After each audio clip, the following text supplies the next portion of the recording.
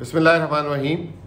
जैसा कि आपको पता है कि पीटीआई की अब हुकूमत नहीं रही और आज जो है किसी भी वक्त शहबाज शरीफ साहब जो है ओहदे का हल्फ ले लेंगे और बाकी मानदा जो है इस टर्म को जो है वो चलाएंगे या प्री इलेक्शन होंगे। तो मैं समझता हूँ कि नहायत ही ज़रूरी था कि जो है आपके सामने इस वीडियो में ये जो है आप छोटा सा वीडियो क्लिप देख रहे होंगे यूट्यूब ट्विटर पे, लेकिन इसका जो है यूट्यूब के लिंक पे आप जाएंगे तो आपको मुकम्मल तफसीलात मिल जाएंगी कि पीटीआई की हुकूमत ने अपने दौरे हुकूमत में जो पौने 4 साल में क्या क्या कुछ किया। आपको सुनने को तो बहुत मिलता होगा क्योंकि अपोजिशन की पार्टी थी तो वो बहुत सी बातें करती थी। सबसे पहले वो कहती थी कि पाकिस्तान की तारीख का सबसे ज़्यादा बड़ा कर्जा इन्होंने लिया और जो है कभी वो महंगाई का जो है वो कर देते थे और कभी वो कहते थे कि बेरोज़गारी सबसे ज़्यादा है। तो मैं ये जो है इस वीडियो में आपको जो है कुछ हकाइक बता के जाना चाहता हूँ कि कहाँ से हमने लिया था और कहाँ हम छोड़ के जा रहे हैं, ताकि ये एक रिकॉर्ड का हिस्सा रहे और ये कभी भी इस पे आगे जो है गलत बयानी ना कर सकें। सबसे पहले तो ये कि 2018 में जब हम आए थे तो मईशत का हजम था 35,000 अरब और इस साल जून 2022 में मईशत का हजम हो जाएगा 65,000 अरब, जो 85% ज़्यादा है। फिर उसके बाद टैक्स महसूलात जब हम आए थे तो 3,770 अरब रुपए थी, जो इस साल बढ़ के जो है 6,100 अरब हो जाएंगी, जो 61% ज़्यादा है पाकिस्तान की, यानी कि पूरी 75 साल तारीख में जो है जितना बढ़ा उसका 61% पिछले 3.5 साल में बढ़ा। इसी तरह जो है मईशत का हजम भी जो जितना 75 साल में बढ़ा 3.5 साल में जो है 85% बढ़ा। तरसीलात जिसे रेमिटेंसेस कहते हैं 19 अरब डॉलर पे हम आए थे और 31 अरब डॉलर इस साल हो जाएंगी। बरामदात हम 24 अरब डॉलर पे आए थे, इस साल हम 32 अरब डॉलर पे चले जाएंगे और जो हम 3 अरब डॉलर अब माहाना पे चले गए तो ये जो है 36 अरब डॉलर का रन रेट है। यानी कि पाकिस्तान की तारीख में जितना जो है सरमाया आया था, बरामदात हुई थी, उसके मुकाबले में हमने तकरीबन 25-26% बढ़ा दी। फिर इसके बाद गैर जिसे कहते हैं टैक्स असलात नॉन टैक्स, वो जब हम आए थे तो 760 अरब था और अब जब जा रहे हैं तो ये है तकरीबन 1560 अरब रुपए। ठीक है जी। अच्छा, फिर उसके बाद हमने जो हम पे सबसे बड़ा इल्ज़ाम लगता है कि जी हमने 18,000 अरब कर्जा लिया। पहली बात तो ये कि उसमें से जो 6,000 अरब कर्जा था वो जो है वो हमने कर्जा नहीं लिया था, वो रुपए की कदर, क्योंकि जब मुस्लिम लीग नून की हुकूमत गई थी तो मैंने पहले भी आपको बताया था एक दफ़ा कि रुपए की कदर जो उन्होंने 123 रुपये में छोड़ी थी वो उस वक्त 152 रुपये होनी चाहिए थी। और कोरोना के बाद जो है रुपए की कदर अदम एतमाद की रुपए की कदर एकदम 178 से जो 188 गई थी वो गैर यकीनी सूरत हाल की वजह से गई थी। पिछले 2 दिन से हमने देखा रुपए की कदर में इजाफा हुआ है और वो 183 रुपये हो गया। ये जो है 178 रुपये होना चाहिए कम अज़ कम, क्योंकि वो आपको पता है कि सियासी गैर यकीनी सूरत हाल क्रिएट की गई और मार्केट में सट्टा हुआ।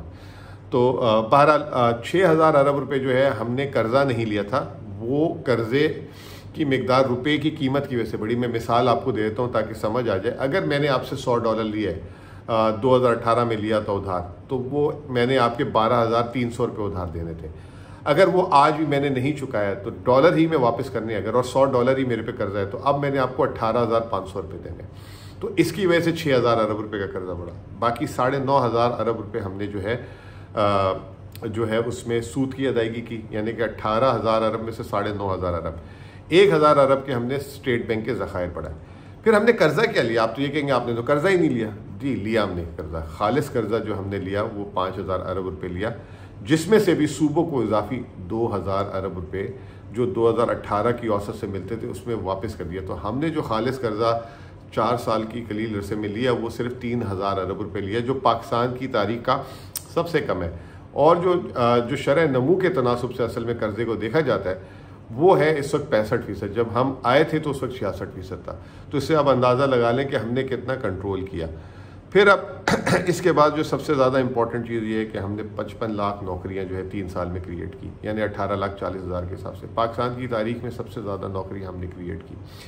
फिर उसके बाद आप अगर मुस्लिम लीग नून जो बड़ा दौर कहती है कि उनका बेहतरीन दौर था, रोज़गार का था, उन्होंने औसतन 11 लाख नौकरियां पैदा की थी और 5 साल में मिला के 65 लाख की थी। हमने 3 साल में 55 लाख की। इस औसत से जो इमरान खान साहब का जो 1 करोड़ नौकरियों का दावा था वो जो है पूरा होता है। पीपल्स पार्टी ने जो है अपने 5 साल दौरे हुकूमत में 14 लाख नौकरी क्रिएट की थी। तो जो वो रोटी कपड़ा मकान की बात करते हैं, वो वादे सारे हमने पूरे किए। मकान पे कर्जा हमने देना शुरू किया। एहसास राशन 120 अरब रुपए इस साल सिर्फ, तो वो भी हमने दिया, और 2 करोड़ ख़ानदानों को। इसके अलावा जब नून लीग की हुकूमत गई थी तो 120 अरब रुपए टोटल उन्होंने खर्च किए थे। हमने इस साल सिर्फ 360 अरब रुपए खर्च किए।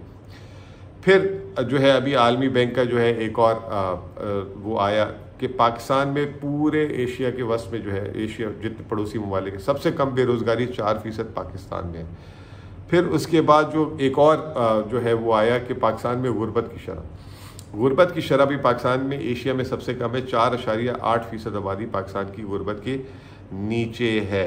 फिर एक और इंडेक्स आया हैप्पी इंडेक्स, यानी खुशहाली का इंडेक्स। पाकिस्तान की जो रेटिंग है तमाम एशिया में सबसे अच्छी रही खुशहाली के एतबार से। फिर इसके अलावा जो है अगर आप देखें तो हमने और 5 सालों में हमारी अचीवमेंट्स क्या क्या थी। हमारे तीसरे साल में शरह नमू 5.6%, जब इनका दौर था तो वो 3.5% के दरमियान थी। और हमने ये 5.6% कोरोना के दौर में हासिल किया, जब अमेरिका की जो है मईशत 4% से गिरी, और यूरोप की 8% से गिरी, इंडिया की 7.3% से गिरी, और पूरे गल्फ मिडल ईस्ट की जो है 5% से गिरी। फिर जो है किसी गवर्नमेंट ने, जैसे मैंने आपको बताया कि 3 साल में 5% से ऊपर ग्रोथ नहीं हासिल की थी अपने दौरे हुकूमत में। नून लीग की 3.3% थी, पीपल्स पार्टी की 2% थी। ठीक है, इस साल भी हम जो है 5% के टारगेट की तरफ जा रहे हैं। मुझे तो 6% लगता है, आप जून में देख लीजिएगा, क्योंकि इस वक्त जो है सनत की जो ग्रोथ है वो 7.6% है 7 महीने की, और जितनी भी हमारी क्रॉप्स हैं वो जो है 8 से 20% के दरमियान ग्रो करी है। प्राइवेट क्रेडिट ऑफटेक, पिछली हुकूमतों में कर्जा जो है आम आदमी आम कारोबार को नहीं मिलता था, इस साल रिकॉर्ड मिला 1400 अरब रुपए, क्योंकि हमने स्टेट बैंक से कर्जा लेना छोड़ दिया था, और वो कर्जा अब जो है मार्केट को मिलता है। बरामदात मैं आपको बता चुका हूं कि इस साल हम 30 अरब डॉलर के रन रेट पे जा रहे हैं, और अगले साल 36 अरब डॉलर में थे। तरसीलात भी आपको बता चुका हूँ। हमने फिर एक और चीज़, ओवरसीज़ पाकिस्तानी, उसको पाकिस्तानियों के साथ जोड़ा, और उनका बहुत सरमाया पाकिस्तान से बाहर था। एक हमने रोशन डिजिटल स्कीम अनाउंस की थी, जिसमें 4 अरब डॉलर हम ओवरसीज़ पाकिस्तानी का, जो हम दुनिया को सूद अदायगी करते थे, वो हमने अपने पाकिस्तानियों को स्कीम लॉन्च की। फिर स्टॉक एक्सचेंज की प्रॉफिटेबिलिटी तारीख की बुलंद तरीन, ये अभी आए हैं कह रहे हैं हम देखना स्टॉक मार्केट बढ़ जाएगी। भाई स्टॉक मार्केट में सट्टे से बढ़ाने की बात नहीं है, उनका मुनाफा कितना है। जब मुस्लिम लीग नून की हुकूमत गई थी तो मुनाफा 2018 में जो है स्टॉक मार्केट की कंपनियों का मजमूई 585 अरब रुपये था। इस साल जो है 929 अरब रुपये। फिर इसके अलावा हमने जो है SCCP में कितनी कंपनी लिस्ट हुई, पूरी पाकिस्तान जब से बना था तो 98,000 कंपनी लिस्टेड हुई। अब इस वक्त वो है 1,63,000। तो आप अंदाज़ा लगाएं कि जो है 65,000 कंपनियां जो है सिर्फ हमारे 3 साल दौरे हुकूमत में ऐड हुई। IT की एक्सपोर्ट, हमने एक पैकेज दिया $350 मिलियन का। IT की एक्सपोर्ट जब मुस्लिम लीग नून की हुकूमत गई थी तो 1 अरब डॉलर था, अब वो बढ़ के जो है 3.5 अरब डॉलर इस साल चली गई है। ठीक है, इसके अलावा जो है अगर आप देखें मूडीज़ की रेटिंग हमारी 3 सालों में 3.5 सालों में एक दफ़ा भी ख़राब नहीं हुई, बल्कि हम आए थे तो नेगेटिव आउटलुक था, उसका आउटलुक पॉजिटिव हुआ। फिर हमारी एक इंक्लूसिव ग्रोथ वो थी, हमारी जितनी ग्रोथ थी वो ब्रॉड बेस्ड थी, लेबर इंटेंसिव थी। कंस्ट्रक्शन इंडस्ट्री ने ग्रो किया, एक्सपोर्ट इंडस्ट्री ने ग्रो किया। अब हमने SME की पॉलिसी दी है। टूरिज्म और एग्रीकल्चर पे तो रिकॉर्ड बम्पर क्रॉप है। नौकरियों का मैं आपको बता चुका हूँ। फिर इसके अलावा हमने जो है हमने वर्ल्ड बैंक के हिसाब से जो है पूरी दुनिया में हमने आउट परफॉर्म किया, और हमारी जो ग्रोथ थी वो सबसे ज़्यादा थी, और अनएम्प्लॉयमेंट भी सबसे कम थी।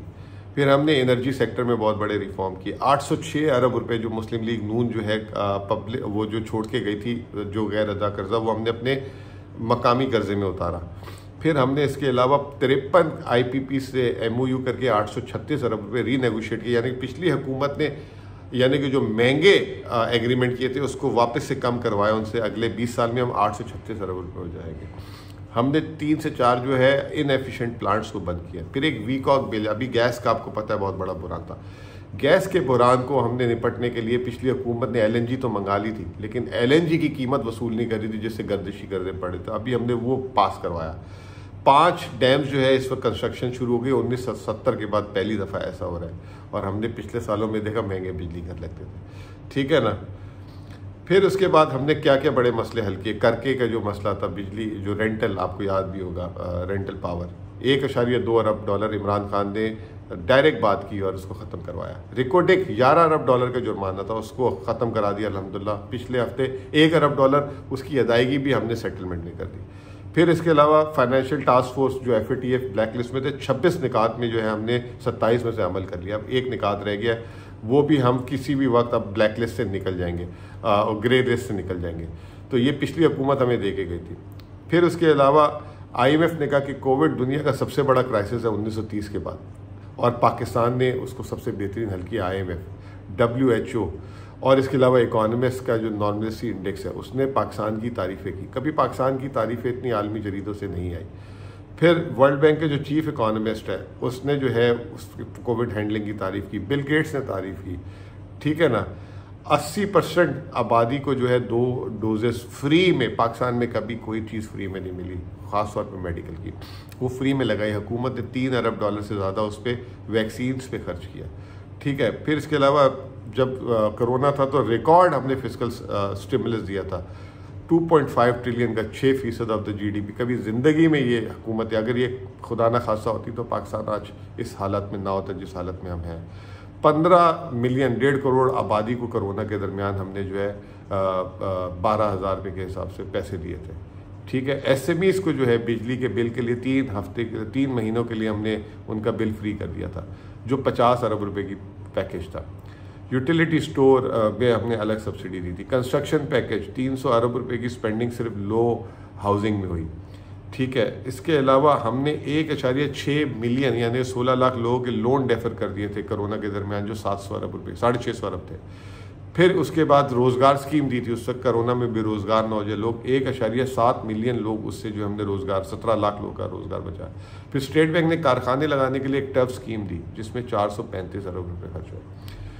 ये जो तफसीलात थी। इसके अलावा वेलफेयर के आपने देखा बेतहाशा काम किए हमने। एहसास इमरजेंसी कैश प्रोग्राम दिया 45 मिलियन लोगों को, ठीक है। फिर जो अभी कमोडिटी शॉक आया है उस पर जो है एहसास हमने राशन दिया। फिर इसके अलावा बिजली गैस में सब्सिडीज़ दी, ठीक है ना, जो 300 अरब रुपए की बनती है। अब देखते हैं ये इस सब्सिडी का क्या करती है हुकूमत।